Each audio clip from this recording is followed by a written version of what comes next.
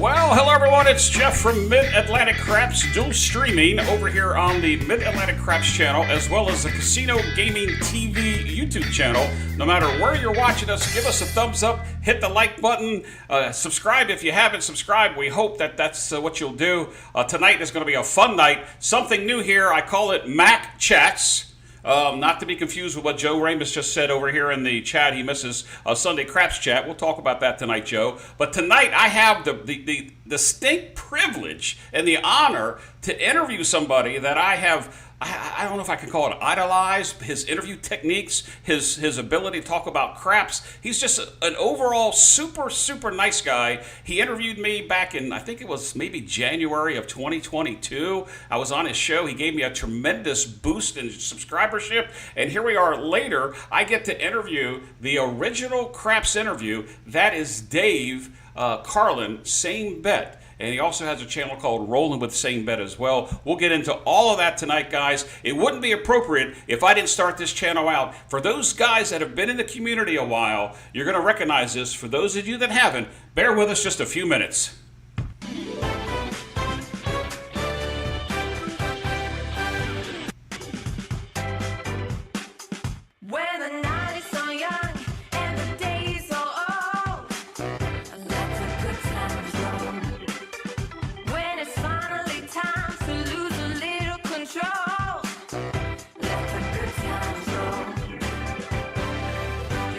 Check your boots, put on your dancing moves.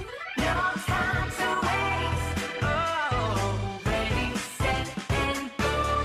Yay, fire up the show. Oh, ready, set, and go. Let the good times roll.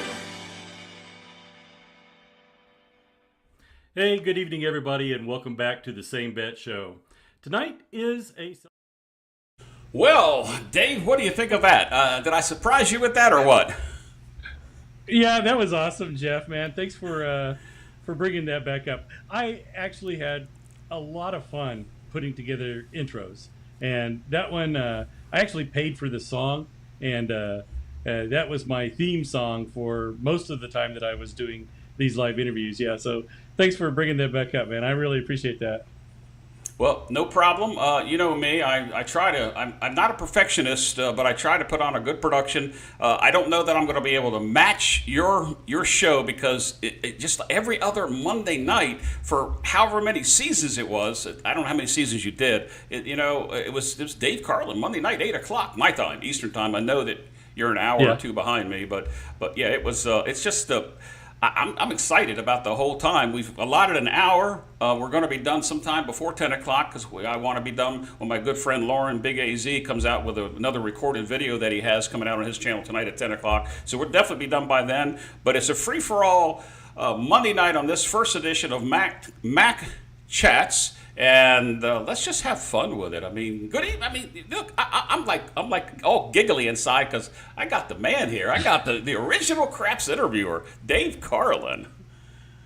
Oh, well, Jeff, man, thanks. I appreciate all that. But if I were to be very honest with you guys, the reason I did the interviews is I don't know crap. So I'm not an expert. I couldn't talk about it. So I'll bring on people that say they're experts or they're leaders in the community or whatever, and I would just ask questions. I didn't know the answers to the questions that I would ask, so it just kind of came natural. Ian, I see Ian's got a note down there. Yeah, thanks, man. I appreciate it. Yep, and here's your good friend Joe Band, a part of the Crap Station. He wants to know where the free food is. People in here are talking about food, and I know that for those people that are on the Mid-Atlantic Crap side, because we're dual streaming tonight, you talked about we should do this at a Pizza Hut next time, but a couple people mentioned food. I don't know where the food came from. Like you and I need to eat, you know what I mean? Yeah. Well, the first rule of doing these YouTube channels, give the customers what they want. They want food, let's go to Pizza Hut or something. Yeah, I'm this with show you. Brought to you by Pizza Hut. Yeah, hey, I am with you. Look, even Joe Ramus wanted to know where the food was. But in any event, good evening, everybody. I'm going to run through some people, say hello to them. You may know some of them, you may not. You've already talked about Ian and Coach. We've got Ed from Roll to Win. We got Frank. You told me right before we went live that Frank, I don't want to murder his last name, but he sent you an email this morning, said he was looking forward to seeing you back out. So here you are. We got Brian P. It's a good friend of mine, a subscriber on my channel. Joe Ramus, which I've already mentioned. California Craps Club, Ron's on both sides. He's on both sides today. And we've got Mel Gargoyle, Chris Dice Dejan, my good friend Frank from New Jersey is with us, Scott Schaefer, Louie Lou, who follows me along there, and we got even a couple of YouTubers. We've got Crapsmaster Journey Joe, and we've also got, where's John? John says, let's get this thing started over there on the CGT side. And we got Brian. Look, we got all kinds of YouTubers that want to come see the famous Dave Carlin. And where has he been? And maybe we'll hit on that a little bit tonight as well. So let's see who else we got over here. We got Anthony. We've got some Dark Side player over here. Dark Vader's with us tonight over on the CGTV side. That's over there. Dice Grinders. That's your good friend Arnell. Another Craps Nation original person there. Arnell's with us, and so we'll just say hello to everybody, and let's get started, Dave. Let me stop talking and let me let you do some talking. This is very humbling. All these people that turn out for both of us. It is humbling. I can't really describe how you feel inside with it, but I appreciate all the comments and the well wishes and things like that. And I know it's been a long time since I've really been on YouTube consistently, and there's a lot of reasons for that. Well, we might get into that later, but yeah, thank you everybody for coming out to watch and kind of go through some old times and just have a chat. So thank you. All right. Look, we even got El Toro here. There's a name from the past, one of the original YouTube channels for craps, El Toro. Have you ever met him by any chance?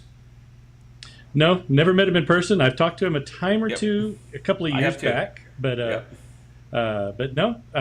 And I actually think that El Toro, I don't think he plays too far away from me, if I remember right. But I believe we may have been at a table at some point together. Yep. Well, we'll hook you up together because El Toro, I'm sure he knows how to communicate with you. But he moved recently. I don't want to say where he moved to, but he's been living there a little while now because he told me a year ago that he was going to still bring out his crap stuff and maybe put some new content out. Still waiting for that, by the way, El Toro. But yes, he's a heck of a nice guy. Just everybody in the community is just so nice. We were talking about it in the green room a little while ago, and we'll get to talk about the Craps Nation because you're one of the instrumental founders of Craps Nation. You told me Saturday night when we talked. We'll get to that, but I am just sort of, I don't know, just all giggly because I got the man on the show. So let's talk about it. Tell us about Dave Carlin, about your early gambling, your craps, what brought you to the craps table. You and I just talked. I didn't know you'd been to Atlantic City. Tell us a little bit. Yeah, so my wife and I just absolutely love to go to the casinos. I've got another friend, the Rambling Gambler. He calls it about the casino lifestyle. And we just like to spend time. That's where we enjoy it. It's our happy place, if you want to call it that.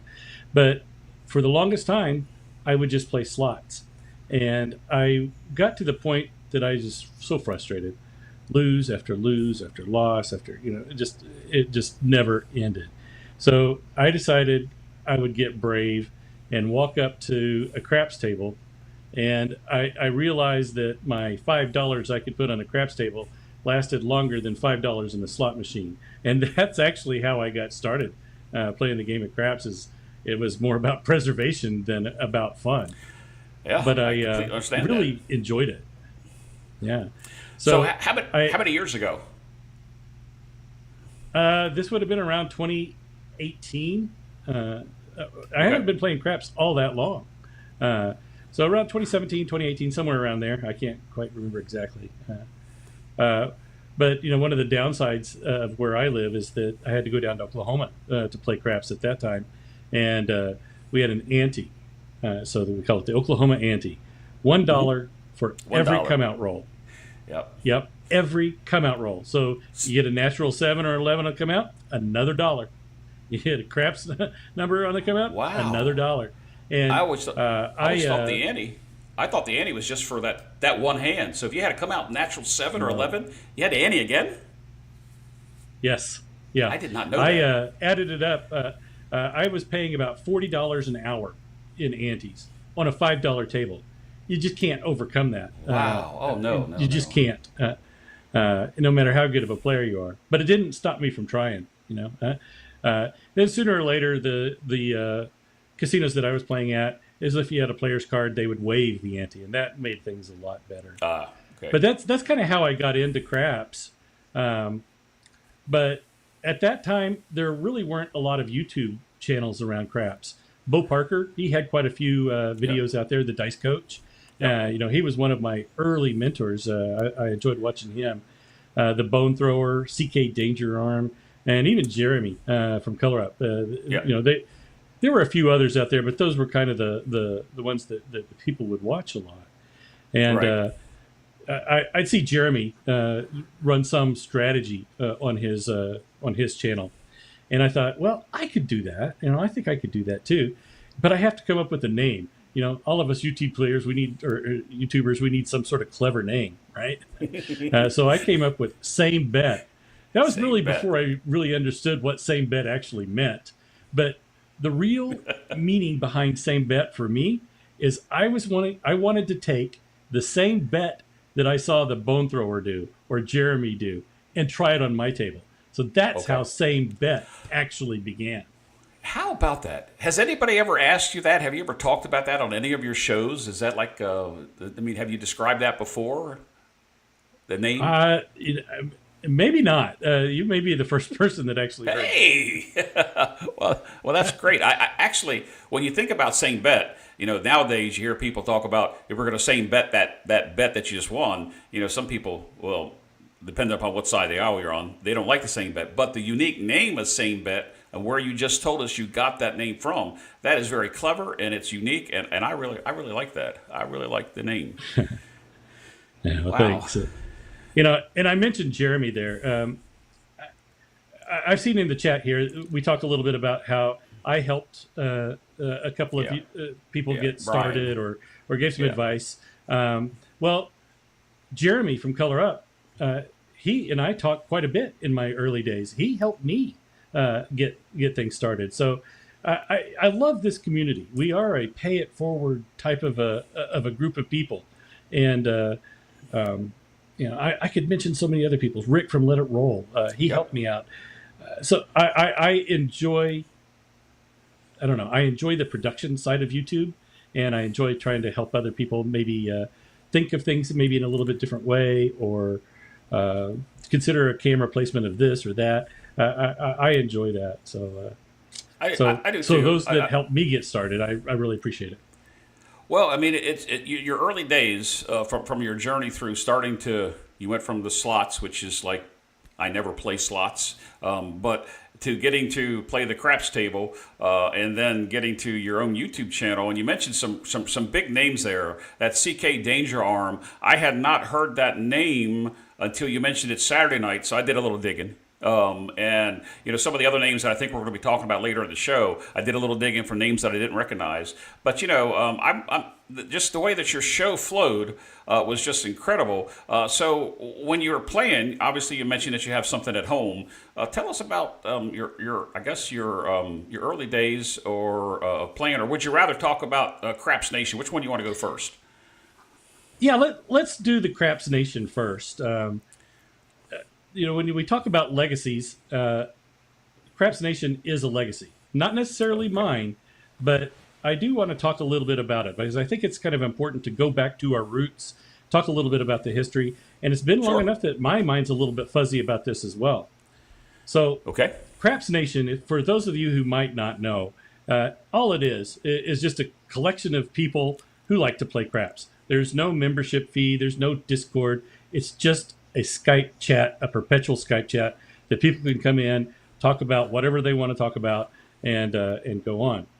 Well, the early days of this Craps Nation, it started with his YouTube name was 36 Full Press Yep. and George from CY.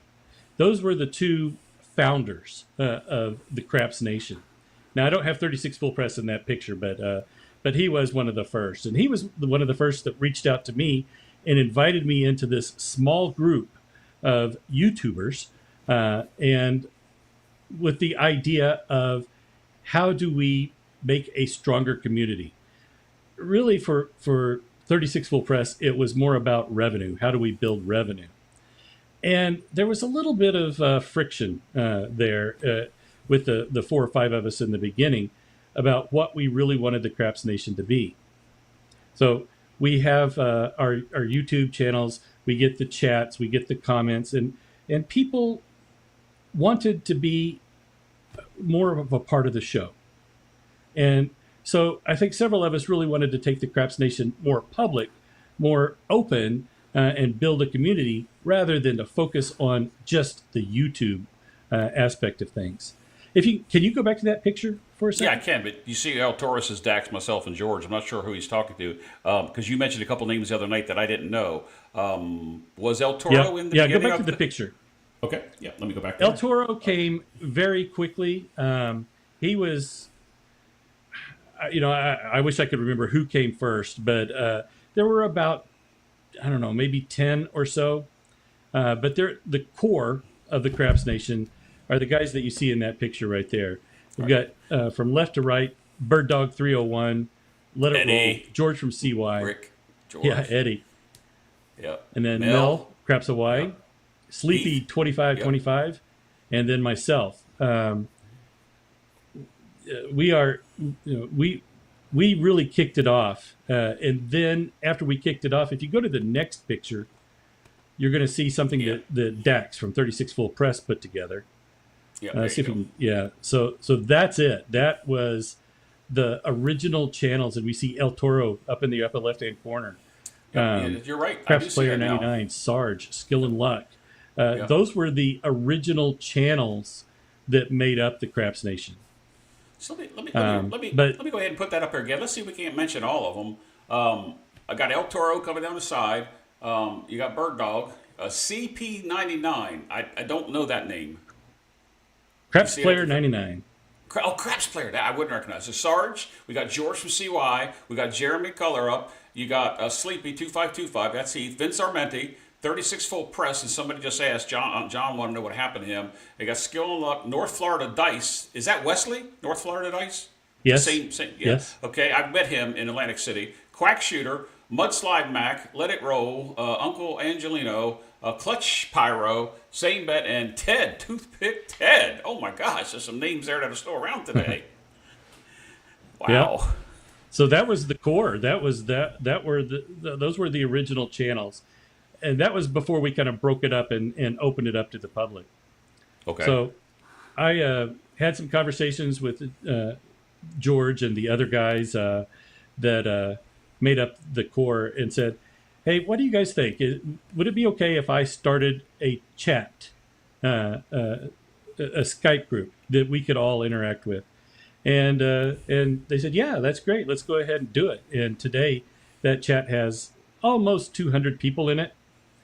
It's not as active as it used to be, but it's still a great forum that's absolutely free. People can come in and go and leave comments, ask questions and whatnot. So I think it also helped kickstart a lot of YouTube careers, and it has its place in Craps history, I think is the way to put it.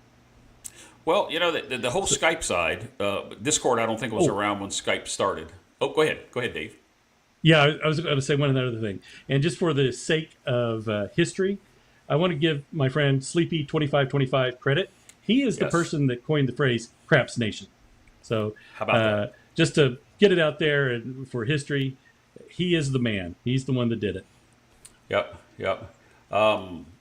You mentioned Sleepy. He also, for those of you that are familiar with my channel, I gave away 25 sets of Craps Nation dice through the month of December. And Heath, Sleepy 2525, he's the actual one that places your orders once or twice a year for Craps Nation, this big, humongous order to get casino grade dice, and we got to thank him for that too. He certainly was behind that. Let's see. Before we get to any questions, because I haven't talked about that yet, I kind of wanted to get through this Craps Nation thing. We mentioned El Toro said that 36 Full Press went to Florida and retired. Good for him. We've got George from CY, who I messaged back and forth through the Skype group this morning. I haven't talked to Sleepy recently, but Let It Roll Rick, his channel's still out there. He's on Patreon, but he's still got some stuff out there. How often do you talk to these guys? The people that you saw in that picture just a moment ago, every day. Right. Wow. In fact, we were talking this morning about our core group and how we've transcended craps. These guys, they're my brother. We talk about work, we talk about family, we talk about vacations, health, and of course we talk about craps. And we try to make some plans to meet up. George coming in from Cyprus, it's hard to meet up with him, but yeah, it really is. But what started out as a craps club has turned into lifelong relations, and I'm just really grateful for meeting these guys. They've become my best friends, and I appreciate them all very much. Well, I got brought into the Craps Nation by a friend of ours that I don't know that you ever met him yet, but Clay Hall got me into Craps Nation. And from there, you're right, it blossomed out to a lot of people. When I joined, I think it was about 140. Like you said, it's borderlining 200 people just in that group alone. But Craps Nation, when people mention that, they think of a club. And it's not a club because it doesn't cost anything to join, like you said. And all you have to do is just come out and be cordial to one another. They don't allow politics in the chat, but anything else is fair game. They talk about gardening, they talk about craps, they talk about trips and all kinds of stuff. And sometimes, Dave, I bet I catch you every once in a while turning that on mute overnight while you're trying to sleep, don't I? Oh, yeah, I turned that thing off a long time ago. I'll catch up in the morning. Nothing's going to happen overnight that I need to know about. Yep. So we've talked about that Heath coined the phrase, that's Sleepy2525, Craps Nation. You created the Skype group. You gave credit to everybody that was in that picture. Is there anything else Craps Nation related that we should talk about that you would like to maybe mention? So let me go back and talk a little bit about George from CY. Sure. George has had a YouTube channel out here probably longer than just about all of us, and without the number of viewers that we do. And part of the reason is that he is not in it for glory or correct. He's not in it for ego. He is probably the most transparent person on YouTube. And he really tries to take his learnings. The man is brilliant. If you ever get a chance to talk to him, he is extremely smart. He knows spent a lot of time. Yeah, he knows more about dice behavior than anybody I know, and that includes some really big names. I know. We'll talk about some of the people that I know, but George does what he does. He does not charge a penny for it. Some of it can be kind of dry because it's just him being transparent and wanting to record hundreds of thousands of rolls. We sometimes talk about 5,000 rolls and go, woohoo! No, George has hundreds of recorded on live TV or live YouTube that you can go back and run your strategies against his or see his journey, see what he does with his mechanics. And I always tell George that my favorite thing about you, George, is when you get into lecture mode. Jeff, you talk about this from time to time, how a YouTube channel either needs to be entertaining or it needs to be educational. Correct. And the best of the world, it's going to be both of those. So we both have mentioned that before. Well, George definitely falls into the educational side.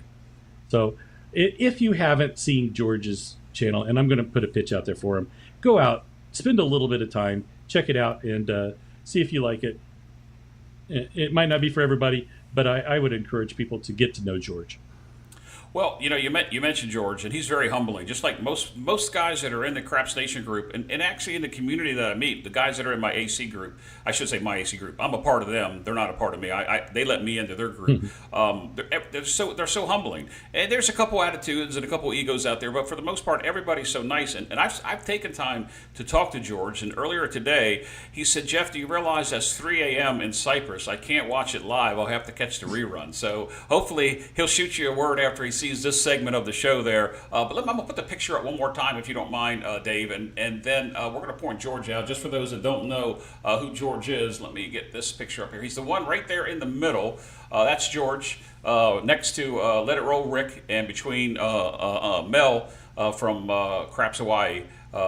He's there. So, George is a very humble guy, and I met him in, I want to say it was October of last year. He came to Vegas on one of Big AZ's meetups, and I got to meet him. And he's just as humble through Skype as he is in person. So, he's a super nice guy. So, from a standpoint of you're still around, before we move out of the Craps Nation standpoint and get to the part about your beginnings with Craps, where has Dave been? I mean, you got a little bit of content out there. Somebody already asked. They were glad to see you. I know you're still working, so it takes a commitment to run a YouTube channel. You got a beautiful table now, absolutely fantastic. I suppose you're sitting in the same room with that table. So tell us a little bit about what is going to happen with Same Bet and the other channel, which I don't know that you're promoting that much, the Rolling with Same Bet. Tell us a little bit about that. All right, yeah, so I do have two channels. I've got the Same Bet channel where I've done my interviews. I hosted some live fantasy craps from time to time, and I would do a few strategy videos back in the beginning, but haven't done much with that, and we'll talk a little bit about that here in a second. But the other channel is the one that I don't care about. I can get copyright strikes. I turn on the camera and roll the dice. I only have maybe 20 people subscribed to that one, but that's where you might find me actually rolling the dice. But to be honest with you, Jeff, I'm not good at this. You are much, much better than I am about talking and throwing the dice and paying your bets. I could do one of those. I can't do all three of them. So I don't enjoy that very much. So I just don't do it very often. When I'm practicing, I want to focus on my practice. I don't want to entertain. I don't want to educate. I want to get myself better. And that's part of the reason that I stepped back from the Same Bet channel. Gotcha. I was spending so much time doing interview prep or some content creation. So much time. And I wasn't practicing myself. I wasn't working on anything other than entertaining the audience. So that was part of the reason. Another part of the reason is I wasn't spending any time with my family. Family first. So I just had to make some choices. And to be honest with you, after that first couple of weeks, the withdrawal symptoms went away, the lights shut off, and that's fine. I may not ever come back to the Same Bet channel, that's okay. Yeah, but when you think of Same Bet, you think of Dave Carlin. Whether it's Rolling with Same Bet or it's Same Bet, either one of those channels. We had some question up here from Frank wants to know what happened to table number 1. We'll get there. Before we move on, you mentioned live fantasy craps. Now, George, you and Arnell have hosted live fantasy craps, and now Arnell over at the Texas Crap Shooters, he's doing a little bit of live fantasy craps. But George used to do that on Sunday mornings, but I don't know that I must not have been around when you hosted them. No, so George did Sunday mornings, and I would do Wednesday nights. I did not know that. A lot of people just were not available during the hours that George wanted to do it, and so I picked up an evening shift so that we could bring in more people. But it got to the point where I needed to back off of that, and I spoke to Arnell, and Arnell picked up the show, and he's been running with it ever since. I think that Arnell has more live fantasy craps shows under him than anybody. So right. He just gave you credit there too. It says right there, it wouldn't be live fantasy craps. Yep. Wow. Yeah, so Dice Grinders are now, he's provided a service to the craps community by doing these live fantasy craps shows. And I know George, from time to time, he wants to get back into it. He would like to do it. He enjoyed hosting it.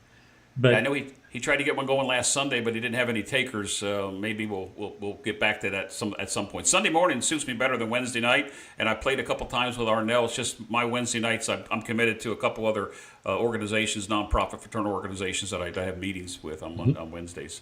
But Live Fantasy Craps, I did not know that you hosted. That's something new that I just learned today. Even though I talked to you an hour or so, a couple hours on Saturday night. Wow, that's really interesting. So today's Live Fantasy Craps, do you watch any of those episodes? Do you tune in? Do you get a chance to drop by and you look at Arnell's production with what he's doing? He's got 10 tables. Most of the time he's filled up, and those guys go for several hours now. Well, that's part of the problem. They go for several hours. If I tune in for maybe 10 minutes and watch, and then I'll move on. And I'll be really transparent with you, Jeff. A year ago, I was trying to watch everything. I was trying to do everything. I was trying to watch everything. It was just very consuming, and I had to cleanse, I guess, is a way to put it. Yeah, that's a good word. I honestly don't watch a lot of YouTube craps anymore. I'll tune in every once in a while, and I was on Brian's show not too long ago. Just stopped in, and it's always a big surprise, I think, when I put a comment out there. But no, I really don't watch a lot of content anymore. Well, I can understand that. Arnell and I, probably most people don't know this, but Arnell and I Arnell keeps a list, and I'll send him, hey, did you see this new this Craps channel that came out? And Arnell, I got 3 new ones, and I didn't write them down, but I subscribed to him, so maybe I'll be able to find them. And he keeps the list, and he scrolls them while you're watching Live Fantasy Craps. It's over 200 channels of Craps content, and then you add in the channels that do all casino games and Craps. It's over 230 channels that are out there for that. As a matter of fact, I just got a push notification. I don't know which channel this is, but it's a Craps for Everyone. Arnell, that was the one I just found the other day too. That's a new channel that just came out. So, Live Fantasy Craps, Craps Nation. You started playing in the late 2010ish, 18. Practice. You mentioned practice at home. Everybody has to start somewhere. Let me hear about this. Yeah, so when I decided that I really wanted to try to be a craps player, I don't know, I paid $300 or something like that, and I bought a course from the Koga Ninja. He's got a few websites out there, or a few videos and whatnot. But I was trying to decide, if I'm going to invest some money, what do I want to do? Do I want to take a class, or do I want to buy this video thing that I can watch over and over and over again? Because I tell you, my greatest fear when I first started out is that I was going to learn some bad habits. And so I thought it would be better for me to buy a video course that I could watch over and over again and make sure that I'm practicing the same way that the person on the video was teaching me. Now, I'll say right here, right now, this is not an endorsement for the Koga Ninja. But everybody do your own homework before you go and purchase anything. But that is where I started. And I would say the one thing of value that I really did get out of the Koga Ninja was how to build a craps table. And my craps table has gone on a journey. And Jeff, I sent you a couple of pictures. Yeah, there we go. Right there that you see was the very beginning. That's my breakfast bar in my kitchen with a $12 Amazon felt and a cardboard box down at the end. That's awesome. You can't practice anything other than betting, really, with that kind of a setup. But that's where I started. And okay, I don't know if my wife is listening here or not, but this is kind of funny. I would wait until she left. She went shopping or went somewhere, and then I'd pull it out because I didn't want her to know that I was practicing playing craps at home. Were you embarrassed? So yeah, I was embarrassed. I was like, this is kind of crazy. But after I realized, okay, well, this isn't going to cut it, but I'm having a lot of fun. All right, let's invest a little bit of money. And let's go over to the next picture. Okay, yeah, sure. You caught me off guard there. So what I Mouse is in did- the wrong position. There you go. Yeah. So I bought a fold-out table, like an 8-foot long fold-out table from Sam's Club or something like that, and set up a little tossing station. I didn't even have pyramids for the back wall, and this setup was pretty good, except for the dice went off the table all the time. But it did allow me to have the proper distance for stick left 1 or stick left 2, and it helped me start to hone in on a landing zone. I think one of the things that I would like to say right here and right now is you do not need a $5,000 table to practice the game of craps. You really don't. Good advice. I went that journey, but for the majority of the people out there, something like what I just did right there is probably enough. But if we go to that third picture, the third picture is really where I started to get serious about it. Yep. This one, I am not a carpenter. I am not good with tools, but I built this thing from scratch. I went. I bought these adjustable sawhorses for the for the table. Some birch plywood for underlayments and oh gosh, man, I really wish I could remember his name. I bought the felt, that black felt that you see, off of Michael Mora. That's his name, Michael Mora. Okay. He was the founder of the Dice Setters forum in Facebook. You know, one of the oldest, most respected forums. But I bought that felt from him back then. Made the walls, bought some pyramids, and did the best I could to mimic a real world casino. And that's the table that I used for a long time. In fact, I don't know if anybody would recognize this, but I have a local friend that has a YouTube channel, Chuckin' Dice. Oh, yeah. He actually has my old table. Yeah. He uses my table today. I did his not table. know. I'll also give it. Is that this But, table yeah. here? That's the table Yeah. we're seeing right here. Oh, wow. Yeah. How about that? Yeah. Yeah. No, that's So great. All right, go ahead. Sorry. Yeah, I was going to say, the problem with that table, it's only 10 feet long. And I knew that I didn't want to build another table. I wanted something a little bit more furniture grade, is probably the way to put it. It's not that I really needed a full-size craps table, because that one was doing what I needed it to do. But I wanted something that looked a little bit better in my basement. So, when somebody comes over, it looks more like somebody has a pool table rather than something that they pieced together. And that's the reason I went for the full-size one. If you can show that last picture. Yeah, let's get over there to that one. You caught me off guard again. Live production here, Dave. Live production. You got to let me get over to this next one. There we go. There is there's the beauty. Yep. So that's what I practice on today, and I bought it from this older gentleman in the middle of nowhere, Kansas. I found it on Facebook, and I see if I can make this a short story. It was one scary adventure. I think I bought it for $2,500 or something like that. It really was a good deal. I had $2,500 in my pocket. Mm-hmm. And I met this guy from Facebook in his garage, and he was kind of a shady character, and said, "Okay, well, we got to go pick this up. It's about 40 miles from here." I'm going, "Okay, well, what am I going to do?" And we get out into this middle of nowhere, Kansas. I mean, it's farmland, and it's one of those that nobody would hear you scream if there were any problems.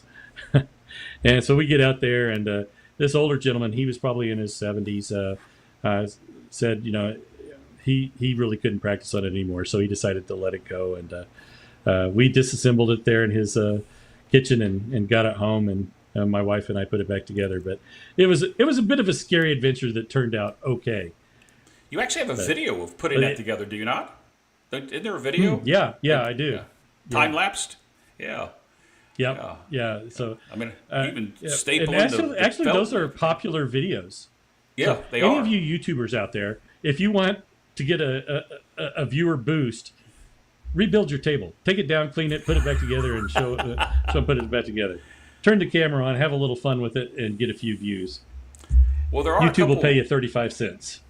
Well, 35 cents is 35 cents. You can't even get a cup of coffee for that now. But there are a couple channels out there that actually have some good craps table builds.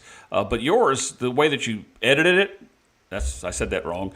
The time lapse, I thought it was very interesting because you see you're scooting around with looks like it's pixelating when you get over there. Your wife's in the picture with you. But Joe from Craps Master Journey, he has one hell of a video of how to build it from scratch, not go out and buy somebody's and then bring it in and put it together. So there's a lot of videos that are out there, but that's a good point. When I put this table behind me together, I took pictures as I went along, but you actually, I would imagine, had a video camera set up and you just let it stream and just edited the video. Yep. All you need is the phone. iPhone, there you have it. There you go. So before we move on, let's tell the folks out there that we're dual streaming on Mid-Atlantic Craps and the Casino Gaming YouTube channel. So depending upon which chats you see coming up there, you may not be seeing them. If you have a question for Dave, please put a capital Q and a colon or semicolon behind it. My system will pick it up in a color, but I can't pin the chats for later use. So if you have any questions as we move forward from this point forward, just for Dave, ask the questions away. Hopefully, we'll get the chance to answer them. So, Dave, we've talked about your table, and I got to put this. I got to put up here one more time. Let me put this up here one more time. That's a beautiful table. I mean, if you haven't seen the video, you got to go watch it. Now, are you sitting anywhere right now? Is that somewhere near that table? No. No, that's actually down in my basement. I'm upstairs in my office. Okay, so let's move on and talk about we kind of touched on your journey in the early days. Let's talk about your own journey and where it all started. You mentioned a couple names, but we got a couple more photographs to go. So let's go that way while we wait for some questions to come in. All right, so I talked about Koga Ninja and. I'm sorry, I just saw El Toro. El Toro, I would bet money that table actually came from Dustin.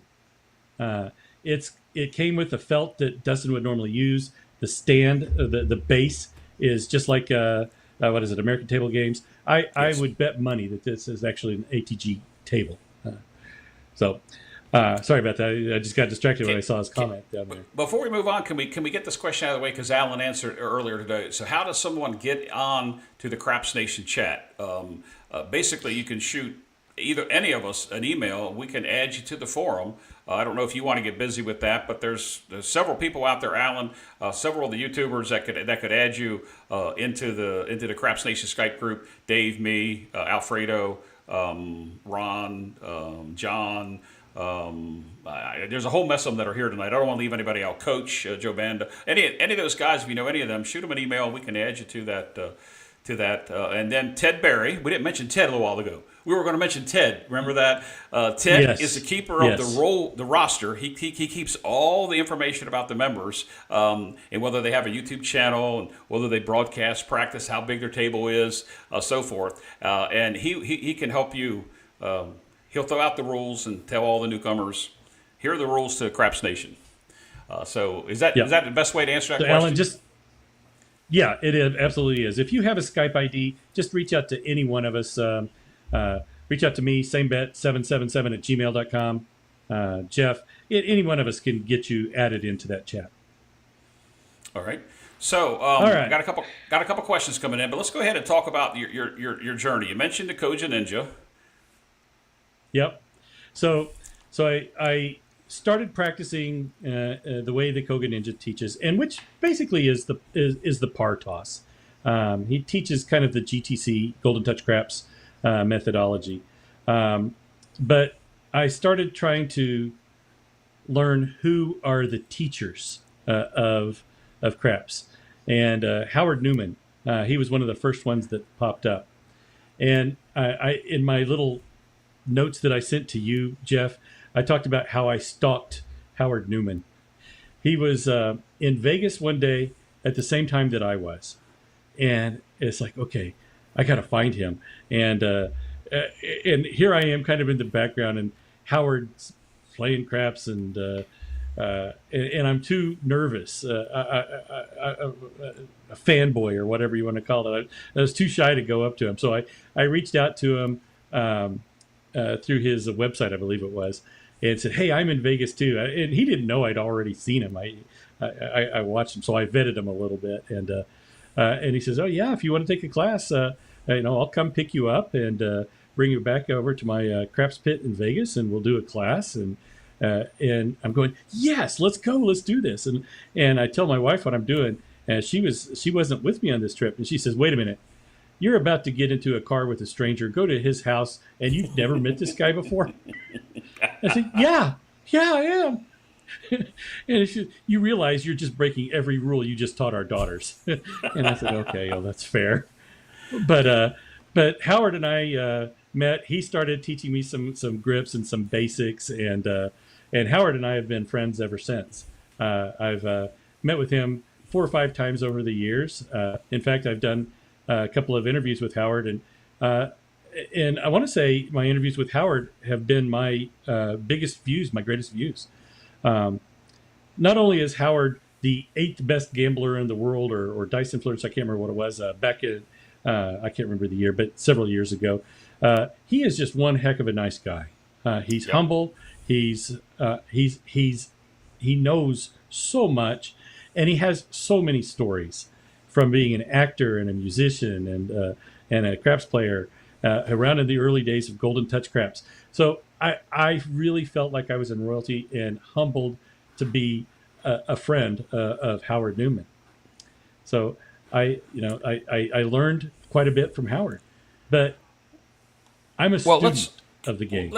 Let's stop right there with Howard. I don't know if you're a Facebook watcher, but today Howard posted a picture of himself. We all know that he's going through an illness, and we want to send the prayers out there. And I know when you mentioned it, so John said the same thing too. Prayers for Howard Newman, Howard Rock and Roller. So I know you know him personally, and you know the story. We're not going to go any more than that. But if you want to send a prayer that way, prayers never hurt. It doesn't matter what you believe in. Just send a prayer for Howard. Didn't mean to interrupt you there, Dave. I just thought that was a good timing. No, that is perfect timing, and it's just a reminder that we're all human, and we're all going to go through things throughout our life. And right now, Howard's going through a few things. So yeah, prayers, thoughts, any good wishes, whatever you want to send them his way. Yes. All right. But anyways, move on. Just so you know, we've got 65 people watching on Mac and about 25 over on CGTV. So you're a hit, Dave. You're a hit. Nice. No pressure. Nothing like live TV. To the people asking the questions, we're going to get to them. So there's a couple repeat questions. I'll get back to them. But I want to continue on the journey here because we got a couple more pictures to show. Go ahead, Dave.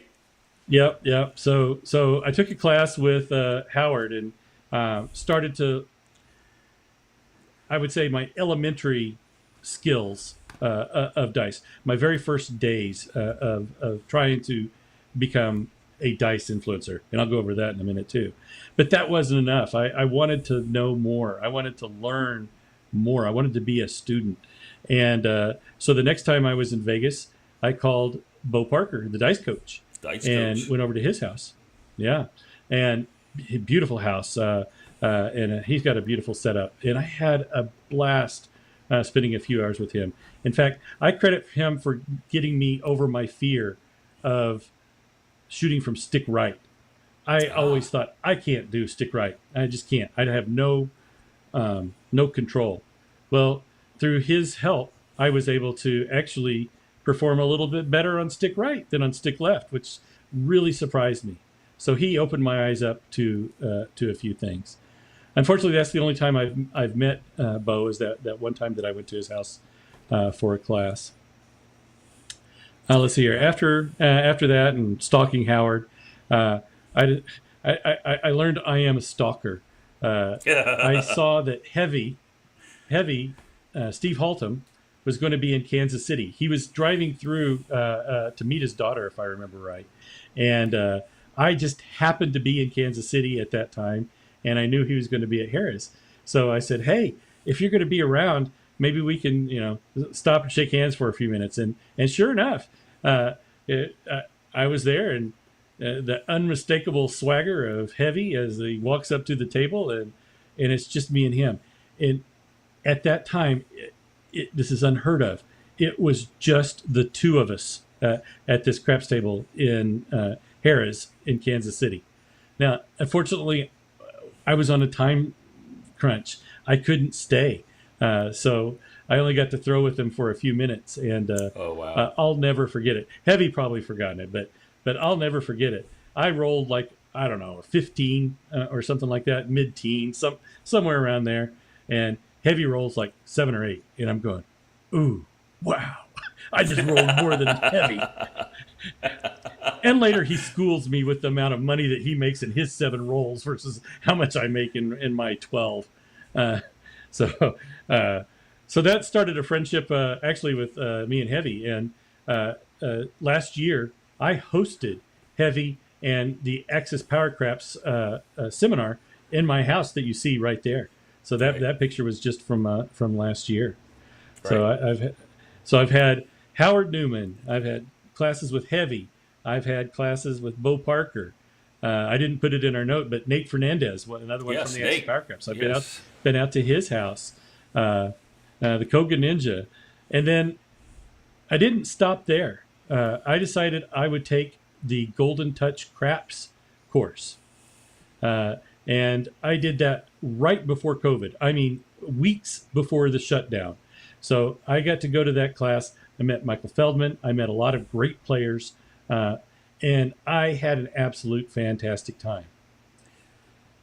Let's see here. There's a couple of others that I wanted to mention. Yeah, you did. You did get the one. I mean, we got one more picture to go through. So you want to talk about the GTC group? Yeah. Well, let me come back to GTC. Okay. Just kind of to round it out really quick. I also met with, and please guys don't crucify me, but I met with King Dice. I didn't take a class from him. I just happened to go into his space out in Vegas, and just to have a conversation with him. I've actually met him twice. Once in Blackhawk, Colorado, and once in Las Vegas. And he invited me over to his table, and we just shot the dice for a few minutes. And he actually gave me some advice that I use today, some advice that I've heard people like Gargoyle actually say. So, he is a showman. Let's be nice and say he's a showman, but it doesn't mean he's ignorant. It doesn't mean he doesn't know what he's talking about all the time. So I really try to put on the student cap when I'm talking to these people and try to say, what can I learn? And then finally, I want to talk a little bit about Tony Leo. Yep, Tony. Tony has really been my mentor for a couple of years. I don't want to go. I don't want to sound like I'm trying to push any one Right. person over another. So I won't Respectable. go into that. But I appreciate Tony's approach to the game. He taught me how to be a gambling entrepreneur rather than a craps player, and that is also something that I will forever be grateful for. So that kind of rounds out everything. If you want to put up that last picture Sure. that I had, it was me and the Dominator. Let me get that So picture when up I here. took the Golden Touch Craps class, we all got to take our picture with Dom, and that is one of my prized pictures. All of these craps celebrities I have had the honor of meeting and playing and talking with, and again, it's just that humbling experience, and it's like, wow. When I think back about it, all of these different people that I've met and played with. I actually played at the table with the Dominator, and I'm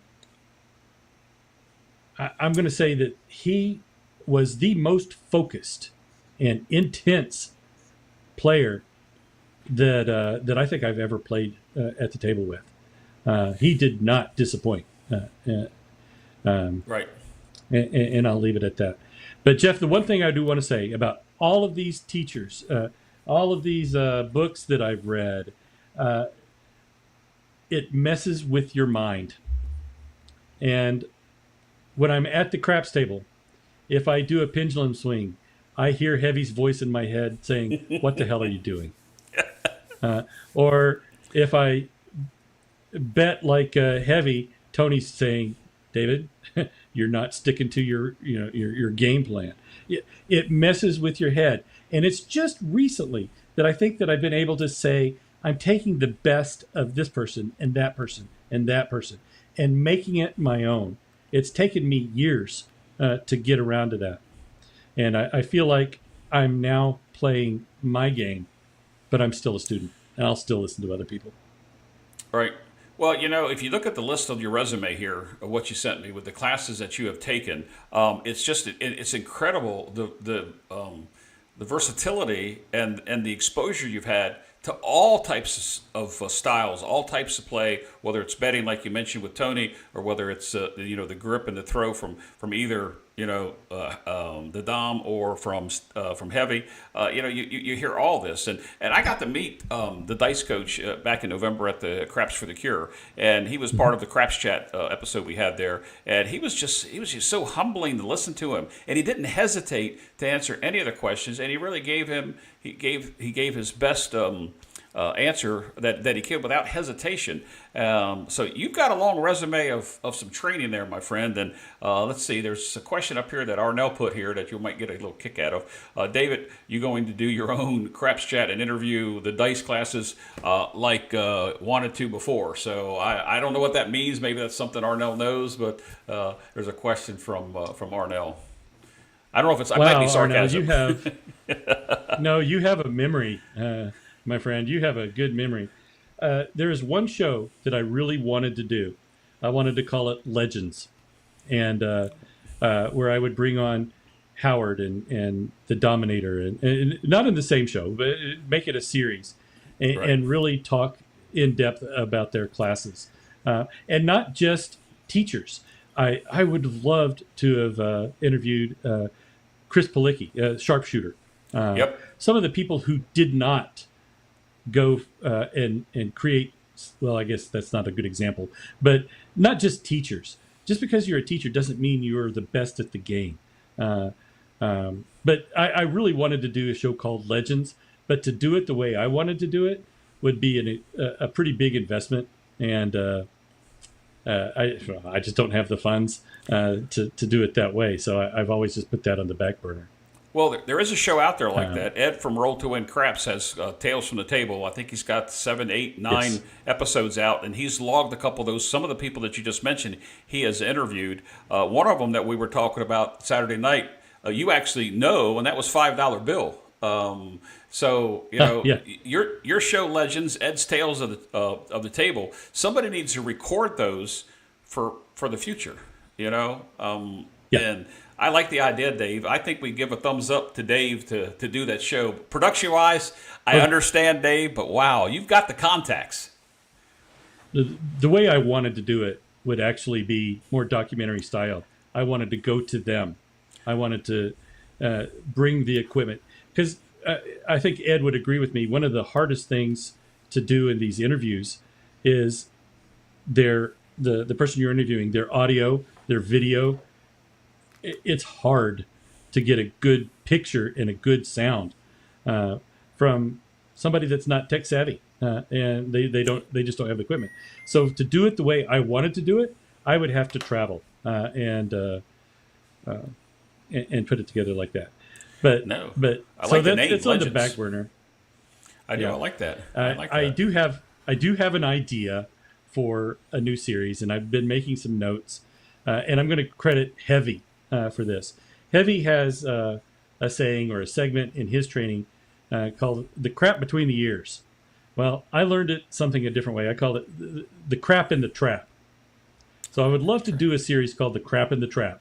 What are Like the that. things that are preventing you from being a successful craps player? A lot of it you're going to find is in your head. And I know that from my own experience. I'm not I'm not a dice influencer. Let's get that straight. Even though I've taken so many classes, my skill set is not where you would think it would be with the resume that I've had. And that's because I don't practice. I really don't practice like George does. I practice 10 minutes a day or maybe an hour on Saturdays or something like that. I don't put in the time to be good at it. But I am good enough at it that I feel like I can make some money. The problem is bankroll. How do you build the bankroll? And that's where crap in the trap really comes into play. Yep. I actually like that name. A couple names that you had. I like Legends for the show and Crap in the Trap. I like that. Trap in the Crap. Whichever way it went backwards, my dyslexic mind just went that way. Either way.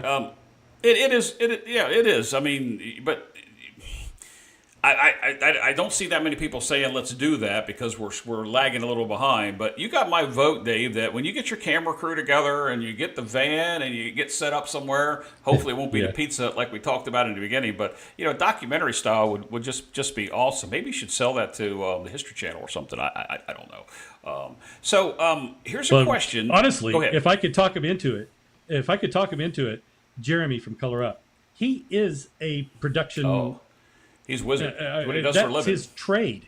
Yes. Yeah, it's his trade. So we see him, in his consistent format, but he can do so much more. He would be the man to produce such a show. That's true. That so, is Jeremy, true. if you're listening, there you go. You can take my idea. I don't mind.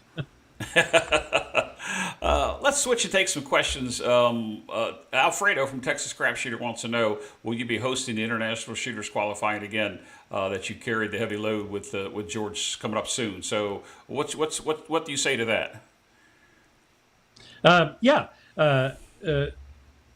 I would be glad to support my friend George if he wants to run another International Crap Shooter tournament. Happy to do it. Yes. Can you, real quick, run down what the International Shooters qualification was? Because I qualified high in the list, but went out real quick on the second round. I didn't get a chance to host anything due to some scheduling conflicts. But to the people that hosted those events, and there was 4 or 5 consistent people that hosted them, the whole event is kind of was a unique idea last year, and George has come up with some novel ideas throughout the whole Craps Nation history there, including some of the videos that he's put out. That's him not throwing, but him talking. So can you tell us a little bit about, has there been that much talk about the next one? Just recently. Yes. So George kind of asked about it not too long ago, but I'm not sure if we're ready to schedule anything or where we're going to go from there. But yeah, George came up with a point system. Yes. It's difficult to say. So what are we trying to recognize here? Are we trying to recognize the person who can make the most money with craps? Is that the best craps player? Are we trying to find the person who gets the longest rolls? Or are we trying to find somebody who can exhibit some sort of influence? So what is it that you're trying to reward? And in the last iteration of it, George assigned some points to different roles. Correct. And the highest points was the one that won. And that was more about being a good shooter. No money was involved. We didn't have to worry about betting. But can you roll the dice longer than the person you're competing against? And if so, you get to move on in the competition. Right. So all right. I don't know if that's how we'll do it again this year or not, but that was kind of the premise behind last year. All right. I got a couple questions that popped up here that weren't in the form of a question per se because they didn't put the Q in front of it. And I've been scrolling back and forth for the next one. So I'm going to have to scroll up here and grab one of these other ones. Jay-Z from Silver Fox Craps, that's another Craps channel, wants to know, can you talk about your table underlaminate, what you have on that table that you showed? Yeah, great question. The table that I built, I experimented with a couple of different underlayments. Number one was vinyl, just a layer of vinyl. And that worked okay. It was kind of a hard surface, and I, I really liked using vinyl, and I believe that the vinyl actually protected my deck. It protected the deck, and maybe even protected my underlay or my layout. It has a little bit of give to it, so I don't see as many pot marks in my felt as I do in some of the others. I don't know if that's true or not, but I really did like the vinyl. But it wasn't bouncy enough. It was pretty hard surface. So I came back and I put a layer of flannel over the vinyl. Mhm. And that did give me a little bit of a bounce. And for the longest time, that's what I had in there. And then closed cell foam became popular for bouncy surfaces. So I did half of my table with closed cell foam, and I found it too bouncy to even work with. But Nate Fernandez, Darth Nader, he talked to me. Yep. He talked me out of all these crazy underlayments. He said, just stick with your vinyl. And the reason is you want a surface that you can control, or that you feel like you can have some control over. If you can learn how to do it on a neutral table, then you can start to learn how to make the adjustments on a bouncy table or something else. But if you start out with a bouncy table, it's going to probably frustrate you. You're probably going to give up on trying to do it. So don't go down that route. Keep it simple, get good at it, and then start to make your adjustments based on whatever table you're on. So today, I just have, it's actually the old felt and my new felt on top of it. So that's what I practice on today. All right. Answer that question. Here's a question from almost 45 minutes ago. Comes from Gargoyle. He says, Dave, what's your biggest challenge when you went live? I think with chat, but maybe he's talking about your YouTube channel, maybe the interview portion of the chat. Can you tell us a little bit about that? Mm-hmm. Yeah. Gargoyle, I would say it's back to the crap in the trap. I made so many mistakes. I'm a low dollar bettor. I could tell you the payouts on a $5 or a $10 or a $12 bet, but you start getting into dollar amounts higher than that, I have to pull out my cheat sheet. And then I just look like an idiot. What is this guy doing on YouTube if he has to pull out a cheat sheet to say what the payment is on a $36 8? So I'm imposing what I think other people would think about me based on what I was doing. So again, it's that crap in the trap. It prevented me from thinking that I was worthy to put out a YouTube channel. Well, guys, if you have any questions for Dave, capital Q with a semicolon, and form it into a word of a question, and we'll be glad to get there. Dave and I set aside about an hour. We pushed over that hour. It's hard to believe, Dave, how time flies. So doing these shows, what can happen. So if you got a last-minute question, please ask it. The whole idea is for you to be on that side of the interview, and to be able to tell your story. And I could say, talking to you Saturday night for the time we were together, and today it's definitely an enlightened and a little bit of history on YouTube, Craps Nation and Same Bet and Dave Carlin. So if anybody has a question, make sure you go ahead and get your questions in now if you can. I'm still trying to scroll for this one, Dave. So, we'll do like a producer does. Dave, let's fill the time here. Fill the time. Yeah. So let me talk a little bit about some of the people that I did interview.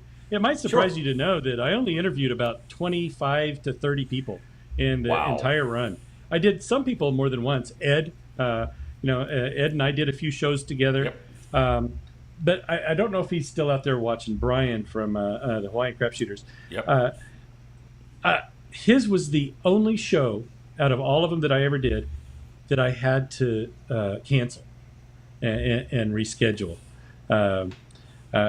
My daughter had something come up, and it was just minutes before we were supposed to go live. So Brian and the Hawaiian Crap Shooters, Chef Dice, Mar, that crew. I appreciate you guys for being so flexible with me on that night. You guys were a great bunch of people, and came back and did some other shows. So we've had those shows. There was an old YouTuber. Stephen Campbell called "Not Leaving Las Vegas." Yes. He was actually my very first interview. I happened to be in Vegas. I reached out to him, and he said, "Yeah, I'd love to come do it." So it was in one of the hotel rooms in Harris. It wasn't an official part of my Same Bet show, but he was the first person I did an interview with, and I enjoyed that. And that's kind of what kicked things off. Yeah, he's got a couple 100,000 subscribers now. Yeah. I need him to bring me on his show and boost my numbers a little. Right. Arnell wants to know. I'm sorry. Go ahead. I didn't mean to cut you off. Let me grab something real quick. All right. No. You can go back to your people you interviewed, but go ahead and answer Arnell. Okay. Well, Mark Duvall from You Can Bet on That podcast. His is one of the podcasts that I started listening to in the beginning. Him and Dr. Mike. I love Craps podcasts. To be honest with you, I listen to more podcasts than I watch YouTube channels. So I reached out to Mark, and he said, "Yeah, I'd love to come on the show." But we didn't talk a lot about craps. We talked about craps and Hollywood. We both have, we enjoy Vegas on TV or Vegas in the movies. So I did a mock-up of a trailer of different Hollywood shows, very similar to what Ed has out there today. But then we had Mark come on, and we just talked about Hollywood and craps for about an hour. That was one of my favorite ones. And then another one that you might not know, there's a slot player. She goes by Lady Luck HQ. Yep. I had her on the show a couple of years ago, and she's gone on to be huge. Yes. I've just had the privilege of meeting several people along the way. I'll tell you one of my greatest failures, though.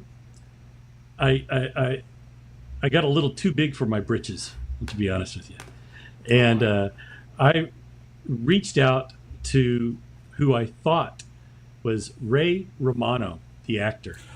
Because I don't know if anybody knows this, but Ray Romano is a craps player, and I thought, this would be fantastic if he would come on the show. Unfortunately, I wasn't talking to the real Ray Romano, and so full transparency, not everything goes as planned, but yeah, that would have been great to get Ray Romano on the Same Bet show. Yep. So I got a question here. I don't know if I really want to specifically bring this one up, because if you don't want to answer it, we understand. We will move on with that. It comes from Shooter Craps from about a half hour ago, and he wants to know what's your thoughts on Bone Thrower. You mentioned him earlier when we were talking about it, but he wanted to know what your thoughts were. Yeah, guys. Anybody that's been on YouTube for any amount of time or played this game for any amount of time has gone on a journey. Joe has it in his title, the Craps Master Journey. But Bone Thrower has started out strong. There weren't many people out there. He was entertaining, and he was trying to be educational. But I think he also kind of got his ego in the way, and there were a lot of fights between him and the Dice Influencer community. And then he disappeared and went onto Patreon, and occasionally he'll put something back out there. I enjoyed Bone Thrower. I really did. I was able to see what he was doing and say, can I same bet that? Can I do what he's doing? Maybe I could, maybe I couldn't. His advice seemed okay to me. It wasn't necessarily that it was bad advice. And he's entertaining. So I won't say I'm a big fan of Bone Thrower, but I certainly am not in the hater camp. Right. Well, that brings us to a topic that John asked quite some time ago when we were talking about Craps Nation. Dave, I'd love to know how Dave and the original Craps Nation group handled the egos, the drama, and all the things that come within building a large community and making it into something great. You mentioned just one, but we mentioned it earlier.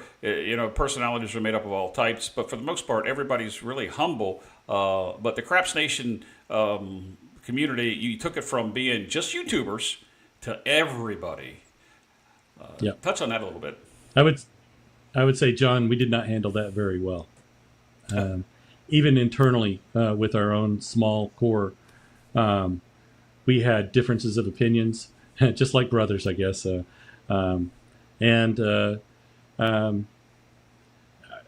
don't really want to go into the details, but Dax from 36 Full Press came from one of the founding members to an outcast. I'm just going to leave that as that. And then as the Craps Nation started to form, it was difficult to control the conversation and difficult to keep people civil. And there were times where a few people have been kicked out of the Craps Nation. And I was one of them. I kicked somebody out. And it was because he could not keep politics out of it. And I won't say which side of the politics it was on, but it was extremely divisive. And I didn't feel like it had any part in being part of a Craps chat. I've warned him multiple times, and he just wouldn't let it go. So I cut him. And I think when I did that, I probably lost some respect from other people within the Craps Nation. And it's difficult. And I don't like conflict. I don't need it. I don't want it. I don't need it. I don't crave it. But I also couldn't stand around and listen to it. So, all right. So I took action. Thank you for your honesty, your sincerity there. Kevin, Midnight Turtles says, Dave, any casino travel plans for 2024? And he puts a question there. Vegas meetup, maybe? Well, my wife and I are planning a trip to London. So I don't know if Patty's out there anywhere, but we do plan on going to the Hippodrome while we're in London. Nice. Unfortunately, that is going to be an incredibly expensive trip, and will be probably one of only 2 trips that we take this year. We do hope to get back to Vegas, but I'll be honest with you guys. I'm not a big meetup type of a person. And there's the reasons for that is that I'm a very low roller. My bankroll is very small. So I limit my play when I'm in Vegas. And when I'm with a group of people, I bet differently. I'm not controlled. I'm not disciplined enough. Yes, very disciplined. I don't play my game. And I'm distracted. I'm in a meetup. I'm there to have fun. When I go to Vegas, I'm usually there in more of a vacation mode rather than a meetup and social gathering. So I am planning a trip to Vegas, and if somebody happens to be in Vegas at the same time, great. G-Dub and I were in Vegas together just by happenstance not too long ago, and we did hang out quite a bit, and I had a great time. But it wasn't planned, and that's the way I like it. Well, you mentioned G-Dub. He and I have the similar background. We call each other Chief for reasons for our professions. We're both retired, but I actually got to meet him at the at Big AZ's meetup before the Craps for the Cure, and he's a really nice guy. Jeff, who's taller? You or G-Dub? Yeah, we're about the same height, believe it or not. And although I got more belly than he does, but we're big guys, so yeah, we're about the same height. And it was interesting meeting him because I first came to know him through George's Sundays Live Fantasy Craps. That's where Craps Nation through that side of it, and we talked, and then just one day we were there together. He's a nice fella, as most of them are. John wants to know that he'd love to have you be part of the Craps for the Cure this coming fall. Oh, look who just walked in. Look. Speak of the devil. Oh, my gosh. Go ahead and John's, I think that's a pitch from John to say, hey, I would love to have you out there. There are always possibilities, John. But Oh, that's a good. That's I not a would no. love to also. It's I would love to. It's just, and I hate to keep saying it, but bankroll, travel expenses. I've got some big trips coming up with my wife, and that's where I want to spend my money. So I'm not going to say no, but let's talk Okay. when it's a little closer to time. all right, yeah. And evidently, I said it backwards, so John's got to correct me again because I think I did that when we were doing our Craps Chat show from out Cure for there. craps. Yeah, yeah. The speaking of the Craps Chat show that I do over on Casino Gaming TV Network YouTube channel, I've had a lot of people ask me when that's coming back. It is coming back. It's coming back in February. Let's get past the football time period, and we'll be back out on a Sunday night. It is coming back for season 3, guys. So you can rest assured. G-Dub says he's just been stalking. He's been listening and stalking. There you go. Let's see. Did I miss any other question that I have? He's in a here 6'4" ninja. Yeah, is that what it said? Because I missed that because I've scrolled back. But I'm 6'4". He's 6'4". I got a little bit more belly than he does. I shouldn't call him big, but you can tell that we came from the same profession, just 2 different areas of the country that treat the profession Yep. just a little bit different than that. I'm trying to find out. There was another question, and I know I didn't erase it. I cannot find it. Guys, you have any other questions for Dave? Please ask them now because we're well over the hour time period. You're ready to push the hour and a half, and we don't want to cut it off, but we don't want to cut anybody else off. Got 75 on Mac Channel, 25 over on Casino Gaming TV. It's wonderful. There's been some comments that come out on the CGTV side. PG says that he was talking. This is when you were talking about Bone Thrower, and some other people have come out that in his defense and say that he's not a bad guy. You didn't call him a bad guy. You gave your honest opinion about him. So we don't want anybody to get the wrong idea there as well. The craps table is the trailer park. Clay. Oh my gosh. He said, let me get this one out of here. Coach says Craps Nation, which spawned the Texas Craps Mafia. And then Clay Hall comes out and says the craps table is the trailer park, then I'm the tornado of craps. Tornado. Oh my gosh, Clay. Go back to your scotch, will you? Yes. Well, I love Clay, and he was a frequent player when I hosted Live Fantasy Craps. And we had more than one discussion about what he called some of the dice rolls. When aces, he has some unique names. Oh, yes, I know those. That I wanted to keep clean for my channel. But I love Clay. Yeah. We've actually had many conversations over the years. He's going to put that in chat. You watch because we were doing it's on your channel. That's okay. I don't care. Yeah. In the early days when I was hosting people to come on and we would have 2 or 3 people on and roll craps together, sort of like Live Fantasy Craps, but I didn't want to call it that. He would come on, and the word that you're talking about, he's throwing the dice, and he goes blank. And I go, what? Because I couldn't hear him. And when he said it, I'm like, oh, my gosh. Anyway, Yeah. Let's see.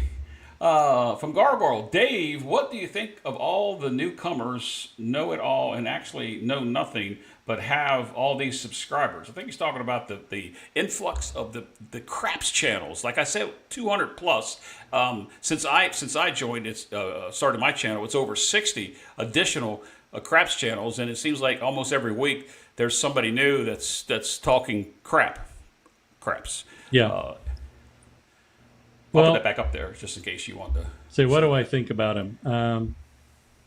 Well, I'll go Not back putting you to on what the Jeff spot. and I were talking about. Yeah. Yeah, no, that's all right. A YouTube channel has to be one of 2 things. It has to be. It has to be entertaining, or it has to be educational.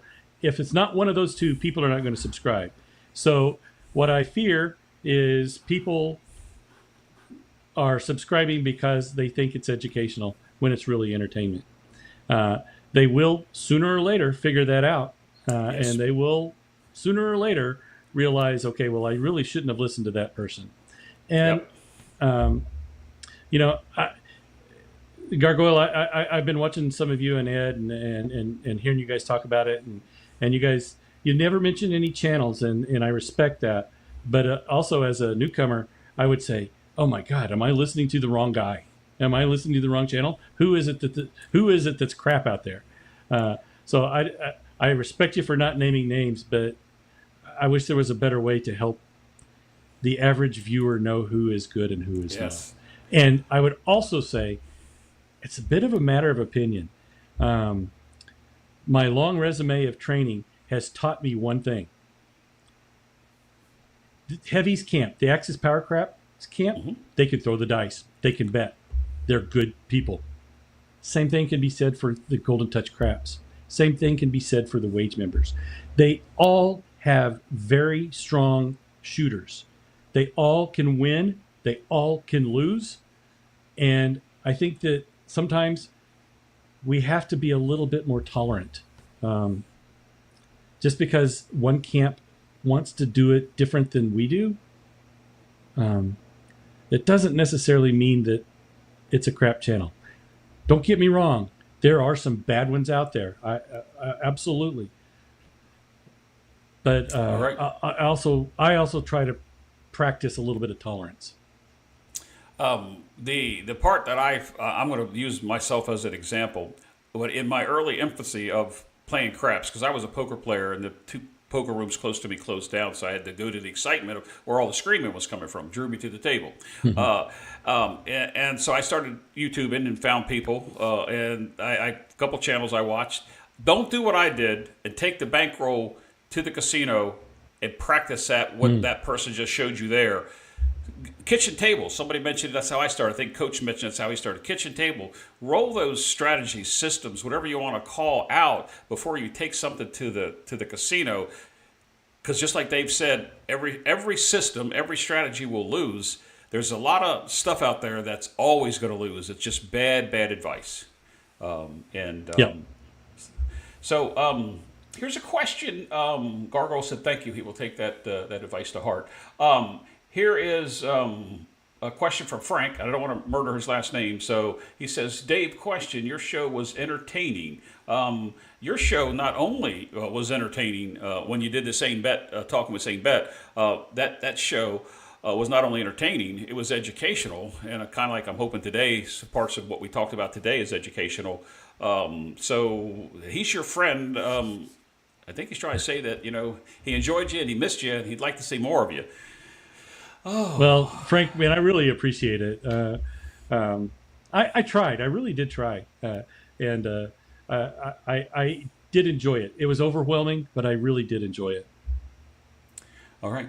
Well, Dave, we're coming up on the hour and a half. I hate to call this show an end because we got such a captive audience, but let's look what Arnell just said here. Let me get this shooter craps off there. Everyone is right until they're not. You just have to take the bad with the good. And I think that kind of sums it up. Just don't take the bad to the casino and think you're going to turn it into good when you're not going to, and you're going to leave it there. So, Dave, I'm going to give you the last word here, and we're going to go ahead and get out of here. I thoroughly have enjoyed having you here tonight. You're the first person on what I hope to become once a month, a couple times a month show where I'm going to try to bring some people on that are interesting and educational and entertaining at the same fashion. There's one name that you didn't mention tonight, so I'm not going to mention it, but I probably will have him on the show, and it's very controversial. And no, it's not the person you're thinking it is, but I think that your show, my show, even John's show over there at Coffee and Craps, now he calls it the Coffee Run, he's brought people on and interviewed them. He's got fireside chat.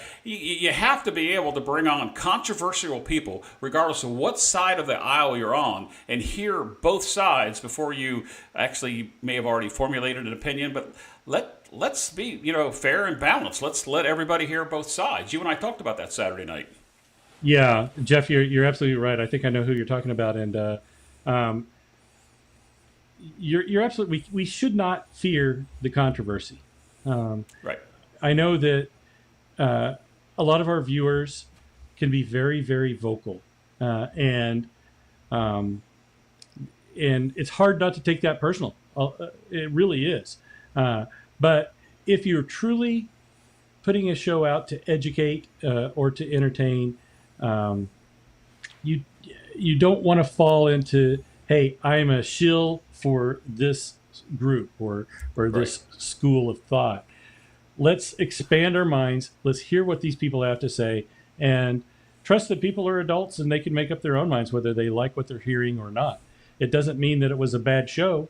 It just means that you broadened some horizons. So Jeff, yeah, I applaud you for taking that step and bringing on some diversified thoughts on the game.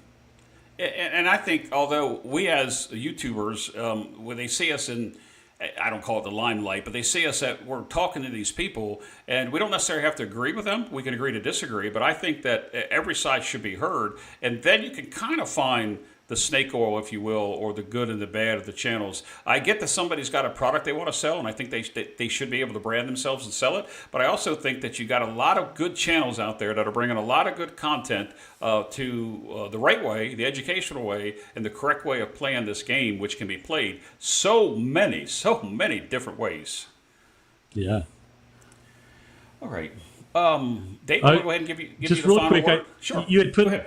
Yeah, you had put up a message from Arnell earlier about our chips, and Yes. this is the Well, let me put that up this there. is the Hold one on. that I created, All right. and there Go ahead. are only Yeah. 50 of these in the world, and that's all there will be.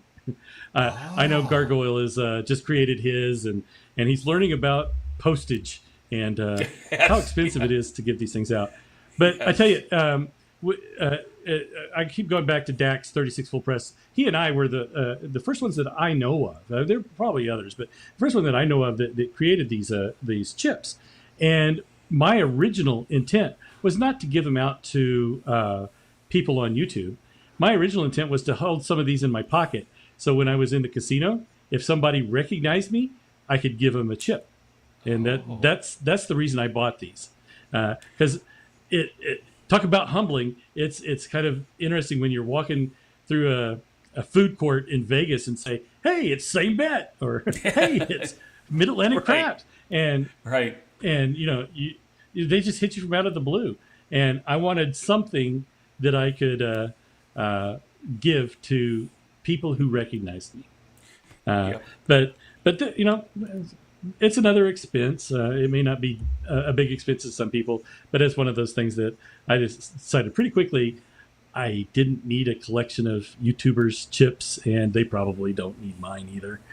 So if I get any more, it'll be for the same reason, for giving them away as recognitions. But what are the pictures we saw? You had something hanging on the wall. It looked like it was a chip collection. Is that casino chips, or is that? Yeah. Yeah, Or they that's YouTuber casino chips. Yeah, no, I don't have any YouTuber chips in those cases. I've got two cases of places that I've played, and I usually try to. I play craps at all of these places, and I will take a $1 chip. Some of those $1 chips cost me dearly. Those $1 chips cost me $200 or $300 in a loss. So the value of that chip collection is much greater than the $1 chip you see. I do know several people that do the same thing. I even had a gentleman send me some chips from the casinos where he plays. That's Joe Remus from the Western Pennsylvania area. He sent me some chips that I didn't have. I do collect chips, but not on the scale that you guys do, and because typically I don't think to gather one of those things. But Coach says he got the last one and that he loves that chip. So is that true? Did he get the last one? I believe he might have, yes. Okay. Yeah. Well, and Joe, I don't think anybody appreciated it more than you did. Look, and now they're asking for him. Look, even Ted, Big Ted says that would look good in his collection. Oh, Dave, you've started something now. You've started something. Well, Dave, let's go ahead and call the show. It's been a great hour and a half. You've been just as humbling as the interviewee, as the interviewer when you interviewed me a few over a year and a half ago. But the floor is yours. What would you like to say as we close this out? Yeah, I would say, guys, remember, this is a game. Be kind to everybody. Let them play their game. Don't try to force anything on them. If they want to learn from you, they will. If they don't want to learn from you, just have a fun time. Have a good time. All right. And Jeff, thank you for having me on. It's been a long time since I've been on the show for an hour or so. So it brought back a lot of fond memories. So thank you very much for having me on the show. I hope you're welcome. When we talked about this prior to the holidays, you open arms, said yes, let's do it. I got busy. Holidays happen. life happens, and then you agreed to do it, and we agreed on tonight. I think it's turned out to be really well. The inaugural show of Mac Chats. Hopefully, will become something. I don't think I can devote as much time as you did with the prep that you do for your show. I would like to see you come back and maybe do an occasional show if you can. I'm trying to get you back out of that. But these type of talk shows about craps without seeing somebody roll dice and entering dice into the KPI roll tracker from Craps Nation or Crapsy or whatever. But these types of show I always find informative. I found your show informative. Hopefully the viewers that we had tonight found the show informative. And I hope if I continue this, maybe when I get to show number, what'd you say, 25? Maybe my show number 25, you'll come back on and be the 25th person. I don't think I'll ever get there, but man, 25 interviews over how many seasons was that, Dave? How many? I think 3 is officially what I did. I changed the name. At first it was Talking Craps, then it was the Same Bet Show. And I think I did 2 at the Same Bet Show. Yep. Well, Dave, I from the bottom of my heart, thank you for coming on, spending an hour and a half. Actually, if people know anything about these shows, we've probably got 3 hours invested in the show now, but at least we're here. Thank you, my friend. I've never met you in person. I look forward to someday when you and your wife take one of those little junkets up to Atlantic City. Yeah. You let me know, and I will come and meet you, as I have many people that come into Atlantic City. So, guys, I appreciate it. We're getting a lot of kudos here from a bunch of people here. I just want to not miss too many people here that was here, and I'm going to leave on that note. Dave, I have an outro on my show. Do you have an outro on your show that you used to use? I honestly don't remember. I think I did, but yeah, I definitely did. Actually, I did. But let's let yours roll. Okay, let yours roll. There you go, guys. Till next time, as always, God bless. Be safe. Play smart. We'll see you on the next one.